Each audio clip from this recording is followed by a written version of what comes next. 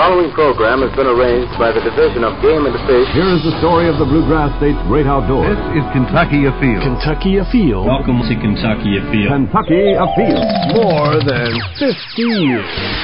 And still fit as a fiddle. This is Kentucky Afield Radio. This is Ron Rohde, Kentucky Afield's first host back in 1953. Now, I'm proud to present Charlie Baglin. I don't care what the thermometer says. I don't care if you've been wearing a coat instead of shorts. I don't care if UK didn't make it into the big dance. There is only one thing that determines if spring is here, and it trumps all else. The mere fact that it is turkey season. It's a week away, and youth season is upon us this weekend. This week, we go inside outdoors with hunter Bill Mitchell and Kentucky turkey biologist Steven Dobey. It is spring, and this is Kentucky Afield Radio.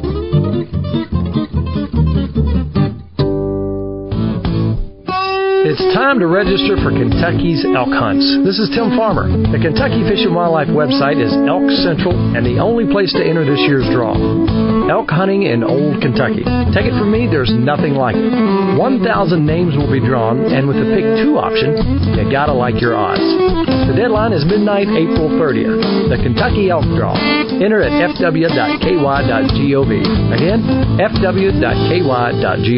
At the absolute worst, it was a little white lie. A little white lie. After all, when it hit the line, it felt like a 15-pounder. It doesn't matter what the scale says. So it might be an ever so slight deviation from the truth. Sometimes in fishing, the truth is hard to catch. Maybe just a stretch. But the Kentucky Department of Fish and Wildlife reminds you, fishing isn't about math. It's about fun. And fudging a little if you need to. Kentucky fishing. It'll make a liar out of you. This is Kentucky Afield Radio. I am Charlie Baglin, your host, and we go back a year or two with our old friend Russ Kennedy, a conversation with a man who has given more useful turkey hunting advice that has resulted in success than anyone we know.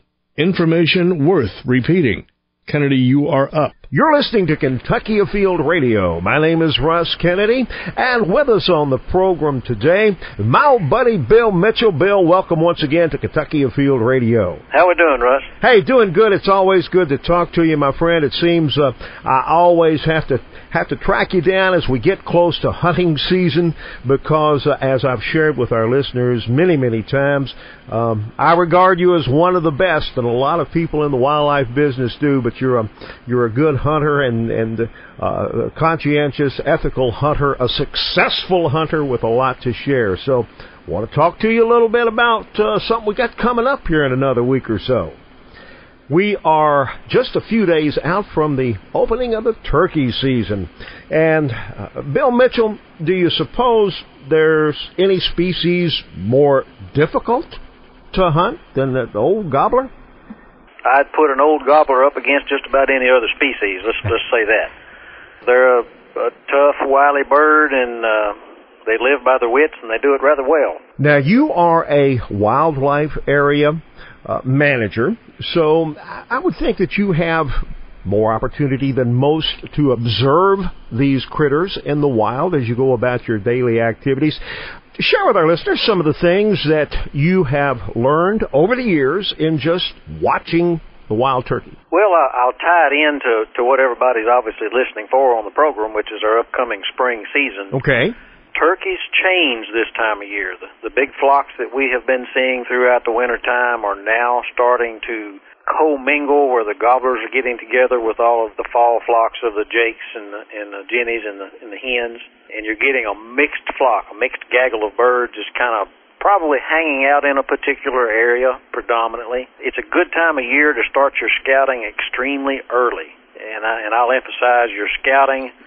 For every time that I've been successful on turkeys, I've had at least one day of scouting, if not more.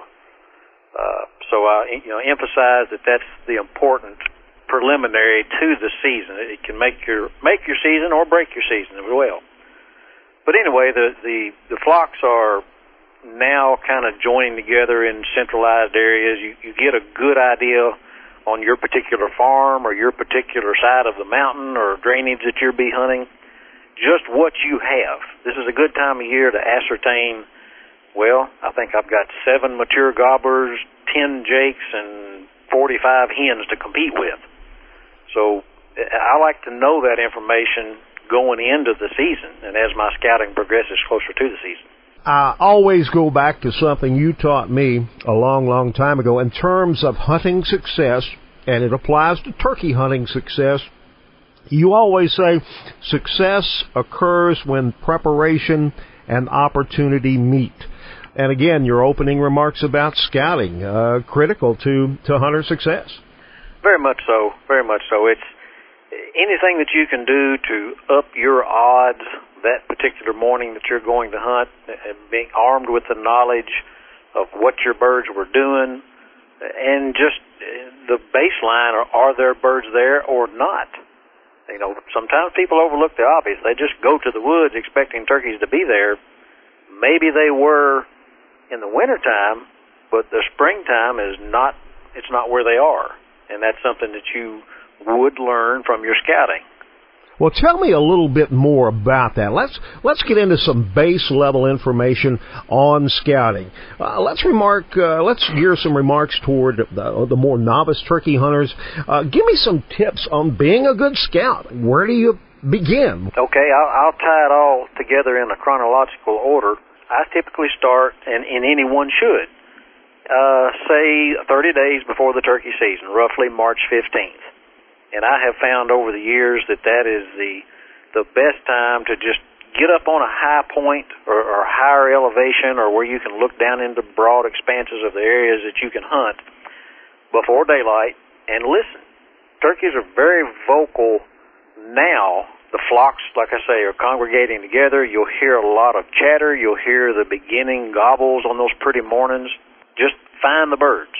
Then, as you progress towards the season, start observing these birds. Get close enough to them to observe them with binoculars, see where they're roosting, where do they go when they fly down, and tease out the details of what your turkeys are doing on your parcel of ground that you're hunting, whether you're in the mountains, whether you're in a river bottom somewhere, or upland farms in central Kentucky. Live with these birds for a little while. See what they're doing.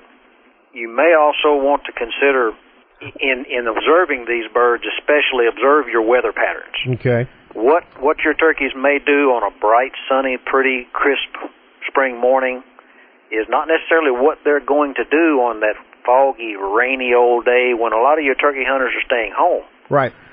But if you've got that information from your scouting, you may know that, they always go to this little green field when it's a rainy day, because you took the time to scout them on that rainy day when most people aren't scouting. Putting that little extra effort in will arm you with that knowledge of where those birds are typically going to be when you're out there trying to hunt. You may be your only day to hunt, you're off from work, and it's just a rainy day. Well, rather than stay home, you know where your turkeys are typically going to be because you scouted them. We are talking, ladies and gentlemen, with Bill Mitchell. Bill is an outstanding and successful turkey hunter. We're getting some tips on the turkey hunting season. Bill, I've got about 2 minutes left in this segment. Not a lot of time here immediately. But before we take the break, I want to ask you: will the movement will these turkeys' activity, will their behavior change over the course of the season from April 14th through May 6th, over that 2 or 3 week period there? Will it change from beginning to end? It does, Russ, and quite considerably. For example, early on in the season, your vocalizations from your gobblers are numerous. They're still developing a pecking order of who the dominant breeding turkeys are going to be versus your subordinate gobblers. You get into the middle of the season, the birds that are doing the gobbling the most may typically be those breeding toms that are with hens that are extremely difficult to call in. So you may want to focus your hunting on what I call the satellite birds, or your subdominant gobblers that I equate them to teenagers that really want to go to the party, but they're afraid to because they're going to get beat up on by the bully. And your hunting tactics to accommodate those birds and get them to come to a call will vary differently from that adult gobbler that's the active breeder. And as you get later and later to the very tail end of the season, you very likely will see almost a cessation of gobbling activity. Your hens are predominantly all on the nest, the ones that are going to develop nests. So you may have to, again, go back to your scouting, long-distance sighting. You may actually spend a day scouting/hunting in order to prepare for the next day when you really think, okay, I've got this bird pinned down, I know what I need to do to get him. We are talking, ladies and gentlemen, with Bill Mitchell. Bill Mitchell, one of the finest, most successful hunters certainly I have ever known. We're talking about turkey hunting. We've got lots more ground to cover, as it were. So we hope you'll stay right there. More turkey hunting to come. My name is Russ Kennedy, and you are listening to Kentucky Afield Radio.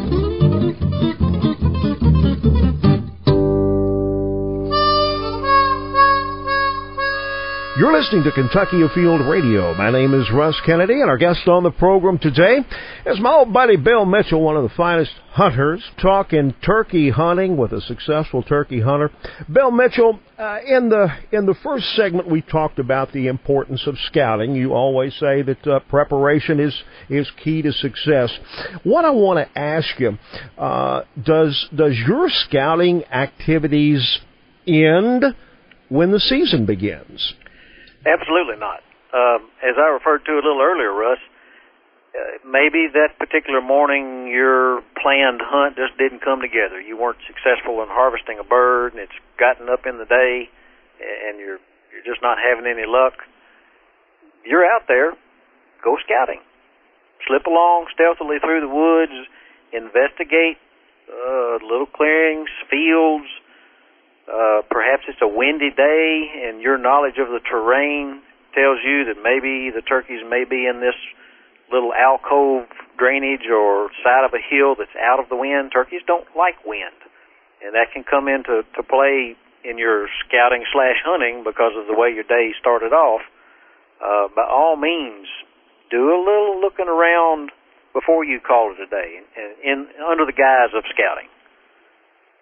Talk to me a little bit, Bill, about picking a spot based on your scouting, where you're going to hunt, and how to get set up properly. What are some of the mistakes that hunters often make when they're getting set up? What's some of the do's and don'ts of a setup, Bill?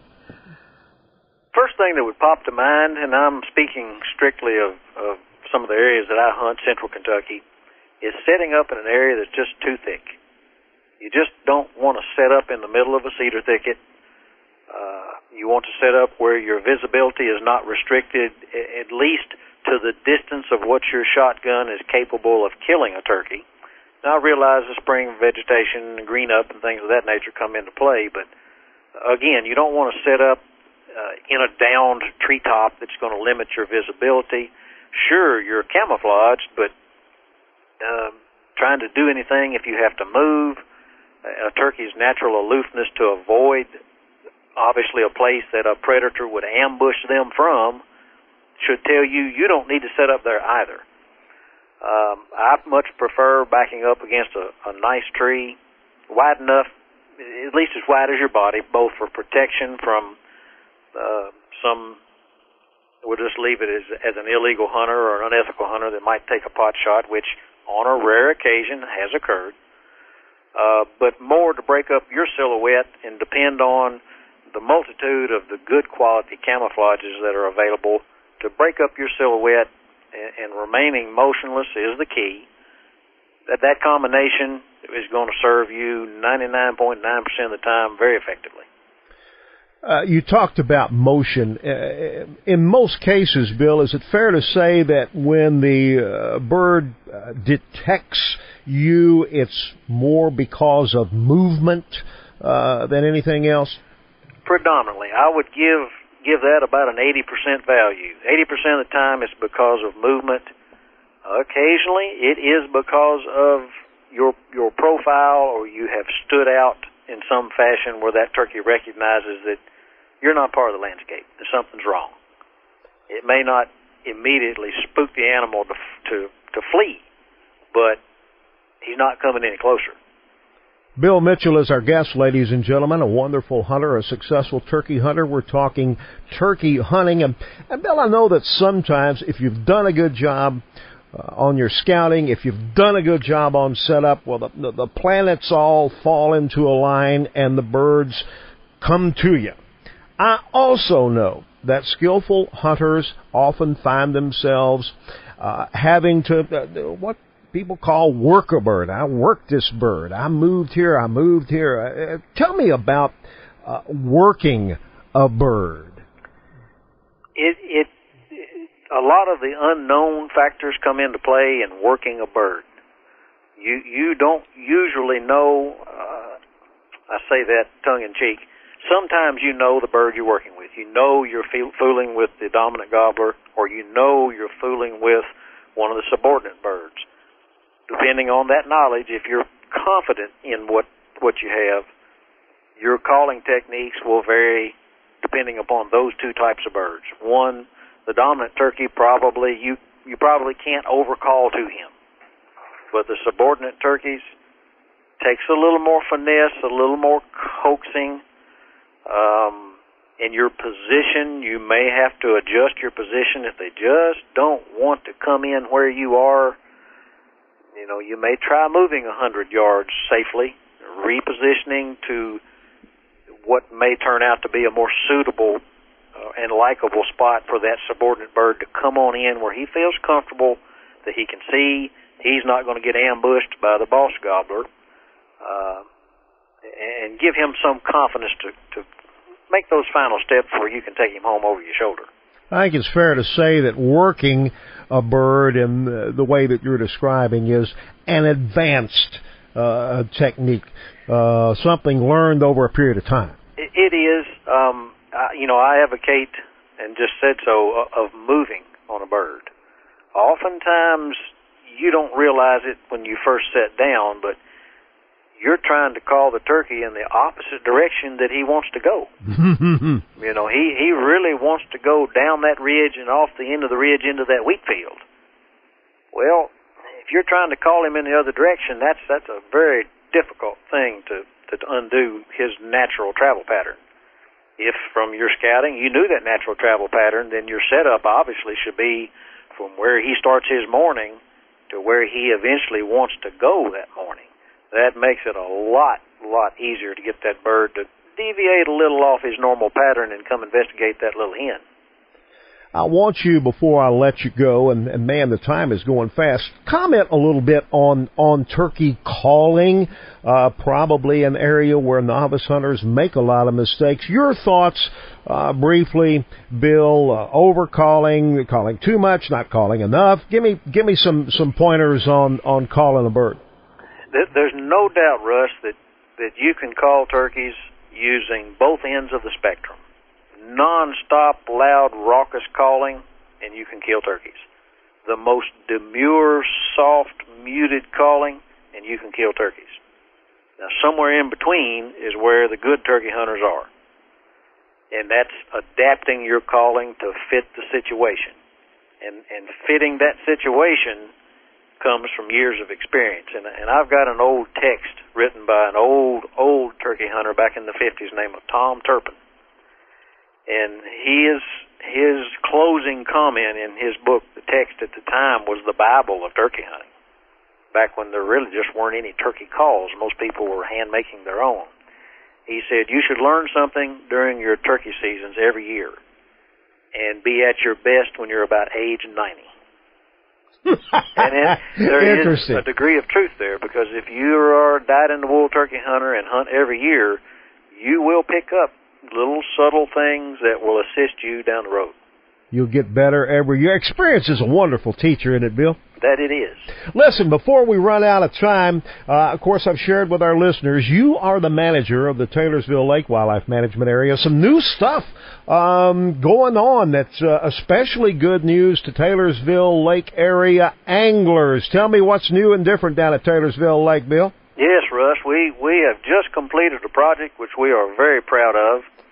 It started as a two-phase construction project to to get the white bass anglers into the Salt River Basin on the upper end, or the Anderson County end of the wildlife management area. We have an old road that runs down through there. It's referred to as River Road. Obviously, it borders the river. A very, very popular area for walk-in bank access for the white bass run in the spring, which is currently going on, probably coming to a little bit of a close given the calendar date. But anyway, we entered into a project with our fisheries division to assist me with funding in order to develop this bank access. And I did a large portion of the work along with my interim employees in terms of renovating and restoring the old river road itself, which essentially started life as a wagon trail in the 1700s. Wow. So we essentially threw a lot of money at renovating culverts, new road gravel, making parking areas and parking area turnouts over the full length of this 2-mile stretch of road. We also partner with law enforcement in that we open and close our gate daily, allowing access into this area. It promotes a lot of our personnel that fish over here, the public, are older clientele. Mm-hmm. People that may not be as physically able to walk the 1.5 miles like they used to. We're all getting a little older. You factor in youngsters with short legs that can't walk that far. We want to get them out there to experience this fantastic fishing, and that's what this project has done. It has brought some fantastic fishing right up to the front of the toenails of the people we want to get in there. Bill Mitchell, thank you for being on our radio show, my friend. Always fun when you visit with us. Thank you, Russ. I appreciate it. My name is Russ Kennedy. You are listening to Kentucky Afield Radio.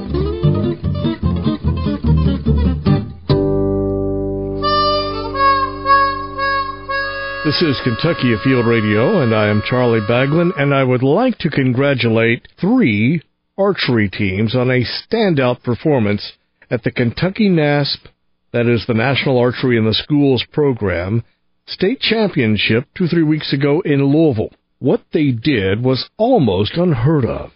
Coach Mike Patterson and his Trigg County Arrowcats took first place in the elementary school division. They took first place in the middle school division and first place in high school division. A clean sweep. I told the coach I would love to have him on the show, and he graciously agreed, but what we're going to do is wait until after the national championship in early May. This is a wonderful event to attend if you can. It's at the Louisville Expo Center, May 10th and 11th. Their slogan reads, "Changing lives one arrow at a time," and buddy, they do just that, and you should go if you can. Just ahead, Steven Dobey paints a picture of the state turkey population and what to expect when you hit the turkey woods next weekend. First up, our fishing report. This is Jeff Crosby with the Central Fisheries District Fishing Report. Water temperatures across the region remain in the mid-40s. With increasing temperatures, largemouth bass will move into shallow water in preparation for the spawn, providing an excellent opportunity to catch a few quality or even trophy fish this time of year. You can possibly catch a few of these lunkers in your local farm ponds, lakes, or reservoirs by casting pig and jig combinations or plastic baits around shoreline cover. Additionally, it's a great time of year to throw jerk baits or crank baits off point, especially ones that are adjacent to the spawning flats. White bass can be caught with small jerk baits, casting spoons, or 3-inch curly-tailed grubs, as well as live minnows are excellent baits to entice a few strikes from these white bass this time of year. So grab a pole and wet a line and enjoy some great fishing this spring. This is Kevin Fry with your Eastern Area Fisheries Report. A little warmer weather finally, and with reservoirs being allowed to fill the summer pool, has brought on some good fishing reports. Reports for catching crappie has been good at Fish Trap Dewey and Paintsville Lakes. Larger fish were being caught with minnows in shallow shoreline water with brush.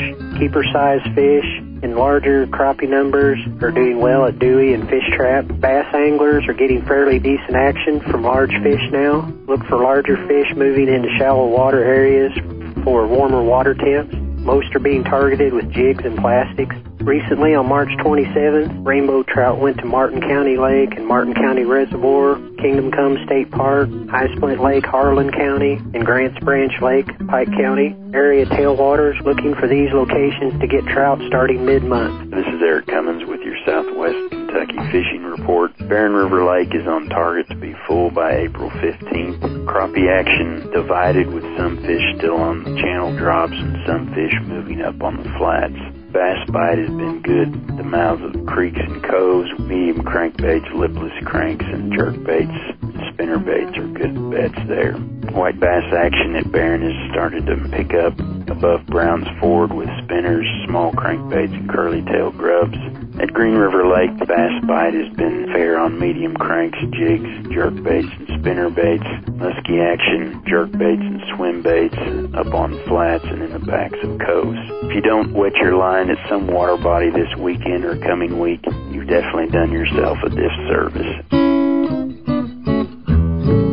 I really do appreciate these fisheries biologists. I talk to all of them. They put their heart into this every week, year-round, talking to fishermen and guides and conservation officers, bait shops, their buddies, to bring you the latest update on what's going on fishing-wise in their districts. If you missed it, you can find it on our Kentucky Afield channel on YouTube, and we would love it if you would post it to your Facebook page to help spread the word. This is Kentucky Afield Radio. My name is Charlie Baglin, and later on this half hour, a special report on Arbor Day, an outdoor holiday you may have forgotten about. Meanwhile, we're talking turkey with our guest Steven Dobey as soon as we're back from the break. Kentucky's Nature and Wildlife Fund. You see it as a contribution option when you prepare your state tax return, but you also see it as songbirds and wildflowers. You can see it in clear, flowing streams. Sometimes it's so secluded you may never see it at all. But if you only see it on your PC as you prepare your taxes, that's good too. Google it and see the difference this fund makes. Kentucky's Nature and Wildlife Fund, the natural tax shelter. My name is Charlie Baglin. My home address here on Kentucky Afield Radio for the rest of the hour. Thanks for joining us.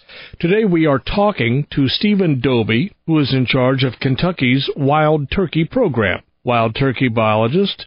Steven, I was looking through the spring hunting guide, and I thought this might be helpful to review some of the basics as we are looking at opening day next weekend.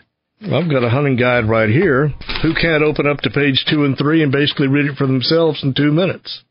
So I wanted to ask you, what is it when I'm looking at this that I might be overlooking, that I might just ignore? It may be there, but for some reason, it's just not sinking in. You know, we're kind of constrained. We can't put a lot of biological information in the guide, a lot of hunting tips, things like that. So, you know, if people are looking for that, they can go to our website, go on different sites. But we can sure talk about that today. Male turkey with a visible beard. How many can you get? You can take 2 during the statewide season. And if you take 1 during the youth-only season, that does count toward that annual bag limit. That does count. Yes, it does. If a youth is hunting, then that youth, him or herself, can take 2 turkey. Correct. And if one just happens to be on the youth-only weekend, it still counts toward. They don't get 2 more. Correct. How is the turkey population looking in Kentucky this year? This year looks good, and I say that because we do our annual brood surveys in the summer, and we did that in 2012, and that brood survey was actually higher than the year before. So it looks like reproduction was increased last year. And the fall harvest from this past winter reflected that. We had a 7% increase in the number of jakes and subadult birds that were taken by hunters. So that shows us we've got an influx of younger birds into the population. Combine that with the brood survey, indicates we're going to have more birds available this spring. They may be a little younger, but we should have more birds available. That's always a good thing. You've been with the Kentucky Department of Fish and Wildlife and in charge of the turkey program, if my count is right, since 2005. That is correct. Has management of the turkey population changed much over the years, over your tenure? A lot of the results we've seen have changed significantly, primarily related to the harvest. When I first got here, we were taking between 27, 28, maybe 29 in 1 year, 1,000 birds in a spring season. And boy, did that change. We had a couple years of really good reproduction. A lot of birds were cranked out into the population. And then all of a sudden in 2000, when was it, 10, we had a record harvest of over 36,000 birds, which was just phenomenal. I mean, phenomenal. That was almost, a bird per square mile killed in Kentucky. That's phenomenal. And since 2010, we've averaged over 30,000 birds taken a year. We'd never done that before, and they've done it every year since 2010. So that's phenomenal. Stephen, you were on the Kentucky Afield TV show, the call-in show, and that was a few weeks back. And as always, we can't answer all the questions. We just run out of time. Yep. I have one here. We'll try to knock out a couple of more of these. Frank in Maysville, he asks, what is the turkey population? Is it growing from year to year? It's variable. Upland game birds are one of those species that population growth fluctuates because the young are so vulnerable. Nest predation is rampant. And it's not animals that you typically think of. It's skunks, it's raccoons, it's rats, it's crows. A lot of turkeys fall victim to those while they're as eggs in the nest. So that also is, hit really hard by weather. Cold temperatures, rain, those little poults when they're on the ground, those first couple weeks, May or June, it doesn't even have to be that cold, but they get wet and they will die of hypothermia. They just can't thermoregulate without those down feathers. So that being said, it fluctuates greatly. Right now, it looks like it's fairly steady. We have another question from Matt in far western town of Clinton. That's down by the Mississippi River. Ask a question related to that. He wants to know, with the larger turkey population that we have, if it grows larger, does that make hunting easier? And I'm presuming what he means is, with more turkeys, there's also more hens to get the attention away from the gobbler. How does that work? It can certainly work against you, and it can work in your favor. In general, as far as spring hunting goes, if you're out there, especially early in the season where it's around the peak breeding activity, those adult gobblers, they are going to be surrounding themselves with hens. And chances are you are not going to be able to mimic a hen and pull those away. Why would he? What need is he to leave those hens? None. Now, if you go in there and start mimicking perhaps another gobbler, then he's got something to defend. Maybe you can get that bird to come in. On the same hand, you get more turkeys out there, you're going to have a lot of younger birds. Those younger birds are not going to be surrounded themselves with hens. They're going to be a little bit lonely in that early part of the spring. So, you may not get that big 22, 23-pound adult bird, but there's a lot of younger 20-pound birds out there that you could coax in. The hens themselves, they're always just the bane of existence to every turkey hunter in the spring, just because they travel in groups. There's 2 eyes for every head, and they'll pick you out in a heartbeat. We've been talking about, has the population grown and how has it changed? How about the population of turkey hunters? You and I were talking a few weeks ago, and you had given me some figure, 85 to 90,000 turkey hunters across the great state of Kentucky. Yes. Yeah, is that number going up? Is that going down, or is that stable? I think that number is still increasing. And simply because, 20, 25 years ago, it was, turkeys were a rare commodity in some areas. And since the 70s, the department itself and the National Wild Turkey Federation put a lot of effort, time, and money into capturing these wild birds and then moving them around to try to bolster some of those populations. And that ultimately resulted in what we have now. Across the state, they're doing well. The turkey hunters are certainly responding because we're still seeing continued interest. Are we seeing good recruitment with youth turkey hunters? And I ask because, are we replacing ourselves? I think we are. Turkey hunting is great for kids. It's instant gratification. It's what they want. Like dove hunting. There's always something coming by, always something to look at. Turkey hunting, it's interactive. You get to call. You get to hear something called back. Pursuits like that are what really intrigue and hold kids' interest. Turkey hunting can surely be a very heated activity in the spring. A few weeks ago, we had done a program on licenses that you would need to hunt and fish in Kentucky. And I was doing a little research on that and saw that spring turkey permits were just through the roof once upon a time, maybe a dozen or so years ago. But as years passed, they were dropping like a rock in the water. And I remember I called you and you said that is because the sale of sportsmen's licenses is taking up the slack. Correct. it's becoming quite the hit. It's doing what it's intended to do. Yeah, I'll say. I buy one every year. I mean, it's just nice knowing you can go outside, and unless you're pursuing something like waterfowl, which requires a federal stamp, you're covered. You got that one piece of paper. You don't have to keep up with anything else. And it is cheaper. You do save quite a bit of money if you hunt enough species. And when we started seeing the dip in spring turkey permit sales, that coincides with the year that the sportsman's permit became available. Here we are, youth weekend. This is youth only, and that's 15. If you're 15 or younger, you can participate in turkey hunting this weekend for telecheck. What are we missing? What do we need to know? Besides, I have to check that bird in by midnight of the day of harvest. During the youth season, that child that kills that bird, you need to know their social security number, because that will be asked and must be provided in order to telecheck that bird for an individual. When I was 15, the last thing I knew was my social security number. Like I said, you don't have to telecheck it instantly. As long as that bird stays in your possession and you were the one who shot it, you can take it home, get that information, and then telecheck it. Milton in Trimble County. There's a town, Milton, in Trimble County, of all things. But anyway, his name is Milton in Trimble County, has asked a question that we didn't get answered on the turkey call-in show, hunting over bait.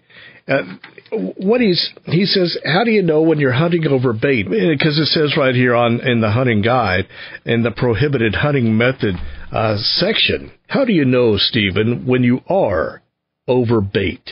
Well, a couple things as far as the spring season goes. We actually have a law in effect where from March 1 through May 31st every year, it is illegal to feed wildlife with grain, seed, or manufactured animal feed outside the curtilage of the home.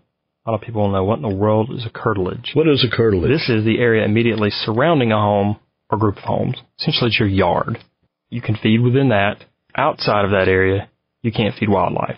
And the reason that is, through that spring season, a lot of the corn that is purchased from commercial vendors to put out for wildlife is lower quality corn. Couldn't be sold maybe on the feed market. Very often that corn sits through winter, and bacteria can develop in that corn. It's sold as wildlife feed, put out.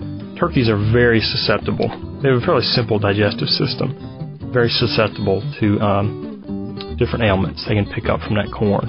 In addition, that removes the component of someone intentionally or unintentionally hunting over bait. So that's the reason that's in effect. Normal agricultural practices, corn, cut corn, standing corn, you may lay it down, etc. Plantings for agriculture, food plots. Those are all perfectly acceptable situations in which one can hunt turkeys. Professor Dobey, we've got to get to a break. We'll be back with more on Kentucky Afield Radio.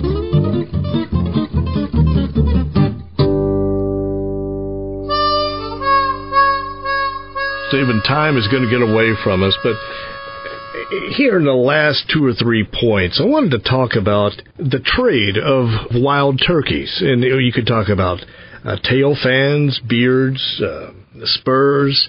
That's illegal, we know. And for those that don't know, the sale of inedible wildlife parts, such as the tail fan, the beard, the spurs. And again, this is on the hunting guide. Folks will pick this up. Those items can only be bought from or sold to licensed taxidermists. Licensed taxidermists. For purposes of mounting. General public can't go on eBay and try to sell their turkey fan. They can't go on Craigslist and try to sell a necklace or sell their spurs all over the place. And there are laws in effect that define a finished product and simple wildlife parts. The reason we prohibit that sale is that essentially it commercializes those wildlife. It creates a financial incentive for me to go out there and kill more than my bag limit. Because now I'm getting paid for it.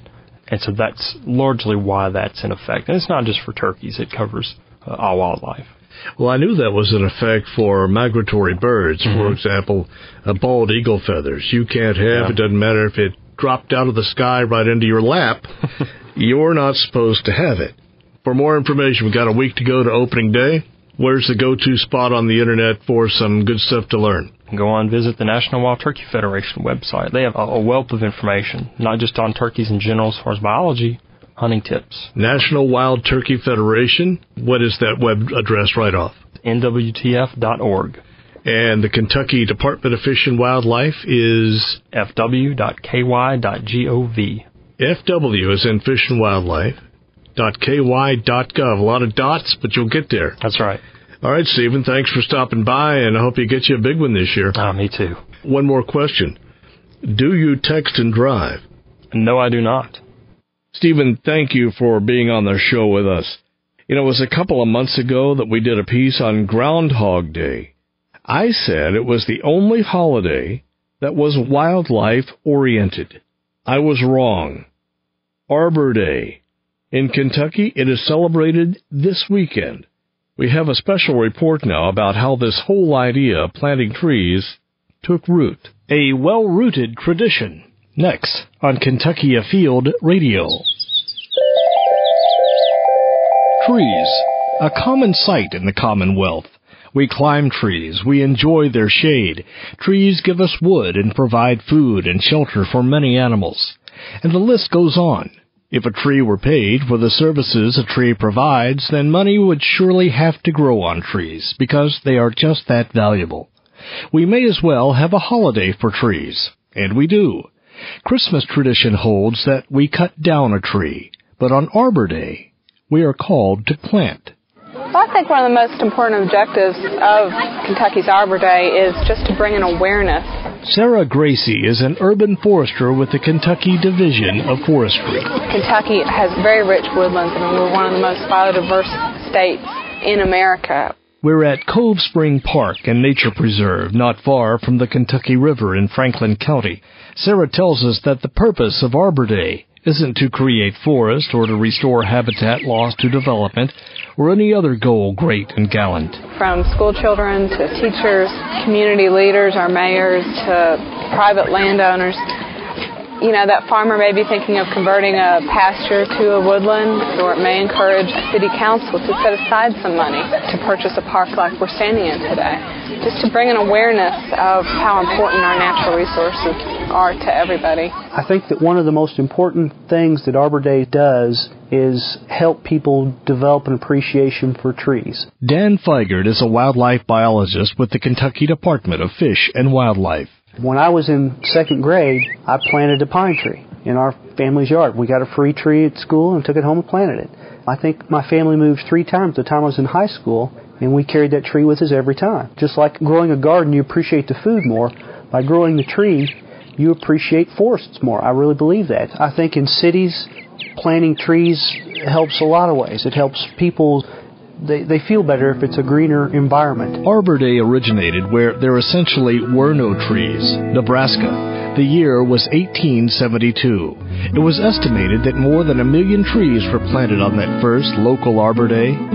Today, National Arbor Day is observed on the last Friday of April, but a number of state Arbor Days are still held to coincide with the best tree planting weather. In Kentucky, that's the first Friday in April. Unlike the Great Plains, Kentucky does have trees. About half of our landmass is covered with them, about 12 million acres. And these woodlands hold about 120 different kinds of trees. Foresters use the term mixed mesophytic to describe Kentucky's woodlands. What that means is something we can contrast to the forest of the far north. Forests there may be comprised of only spruce or hemlock trees. But in the warmer, deeper south, Kentucky forests grow a lot of different things. And this diversity, Sarah and Dan agree, makes for a greater diversity in all that lives there. Everybody should plant a different tree. I mean, you want that diversity out there. You want some trees that are pines or evergreen type trees that are going to provide the more winter type cover. You want other trees that are like your oaks that are producing the hard mass that wildlife feed on. They're all important, and it's good that people plant a variety of trees. There's not just one magic tree. The reason you don't want to plant one tree is it can have a bad trait, or you could have another tree species that might be susceptible to an insect or disease. Look at the turn of the century when Dutch elm disease came into North America, and whole communities were planted in elms, and whole communities were left treeless after Dutch elm disease went by. Part of what the Kentucky Division of Forestry does is work with people for tree management plans on their private property. Soil studies can help determine what will grow there best in conjunction with what the landowner wants. That may be timber sales in the future or wildlife now. While the Division of Forestry and Department of Fish and Wildlife do their share of tree planting, from the backwoods to Main Street, it's a job that lets everyone dig in. Many cities, from small to large, in Kentucky celebrate an actual Arbor Day event. Arbor Day celebrations have taken root around the world as well as here at home. Events in Kentucky alone can plant nearly 500,000 trees each year. Event organizers recognize that at the moment a tree goes into the dirt, wildlife and woodland appreciation goes into action. And with a little luck, we can watch it grow, too. To learn more, log on to arborday.org. Kentucky Afield Radio is a broadcast service of the Kentucky Department of Fish and Wildlife, your partner in the great outdoors. Next week, we have more on turkey season, preparing your bird for the taxidermist, and we will have a chat with Kentucky Afield TV host Tim Farmer. I'm Charlie Baglin, inviting you to come back again as we will go inside outdoors on Kentucky Afield Radio.